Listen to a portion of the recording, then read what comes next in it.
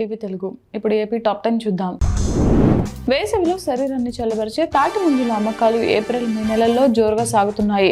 ప్రస్తుతం డజను 70 రూపాయల నుండి 100 రూపాయల వరకు అమ్ముడవుతున్నాయి. నర్సన్నపేటలో కల్లు గీత కార్మికుడు పవన్ మాట్లాడుతూ తాటి చెట్లు అంతరించిపోతున్నాయని, కొన్ని ప్రాంతాల్లో మాత్రమే లభిస్తున్నాయని, దీంతో తాటికాయలకు డిమాండ్ పెరిగిందని తెలిపారు. నర్సన్నపేటలో జమ్ము కూడలి నుండి సత్యవరం కూడలి వరకు 5 కోట్లతో భవనాల శాఖ ఆధ్వర్యంలో రహదారికి ఇరువైపులా మురుగు కాలువలు నిర్మించారు. అయితే దుకాణదారులు కాలువలపై పలకలు వేసి సిమెంట్ ప్లాస్టింగ్ చేయడంతో మురుగునీరు నిలిచిపోతోంది. దీంతో అధికారులు స్పందించి కాలువలపై ఉన్న పలకలను తొలగించి మురుగునీరు సక్రమంగా ప్రవహించేలా చూడాలని స్థానికులు కోరుతున్నారు.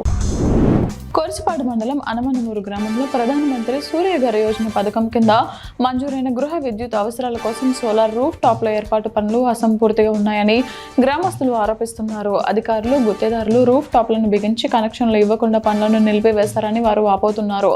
ఈ పనులను వెంటనే పూర్తి చేయాలని వారు సంబంధిత అధికారులను కోరుతున్నారు. ఉండ్రాజవరం మండలం పసలపూడి గ్రామంలో శ్మశాన వాటిక పునః నిర్మాణంలో భాగంగా శివుడు, హరిశ్చంద్రుడు విగ్రహాలను ప్రతిష్ఠించారు. ఈ కార్యక్రమం కూటమి నాయకులు, గ్రామస్తుల సమక్షంలో జరిగింది. శ్మశాన వాటికను అభివృద్ధి చేసి ప్రజలకు ఇబ్బందులు కలగకుండా అవసరమైన సదుపాయాలు కల్పిస్తామని నాయకులు వెల్లడించారు.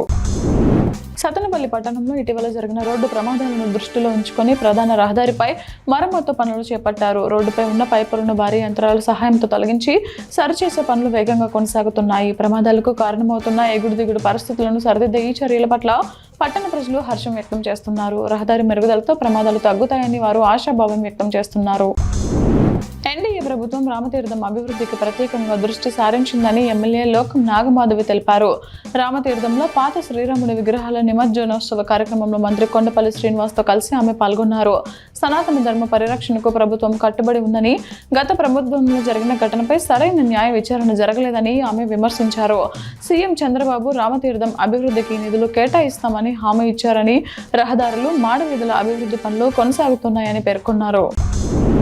రాజమండ్రి నగర అభివృద్ధికి కృషి చేస్తున్నట్లు సిటీ ఎమ్మెల్యే ఆదిరెడ్డి శ్రీనివాస్ తెలిపారు. చర్చ్ రోడ్డులో నగరపాలక సంస్థ ఇంజనీరింగ్ అధికారులతో కలిసి ఆయన పర్యటించారు. స్థానికులకు రోడ్లు, డ్రైనేజ్ సమస్యలను పరిష్కరించేందుకు అధికారులతో సమీక్షించారు. ఈ కార్యక్రమంలో కూటమి నాయకులు పాల్గొన్నారు.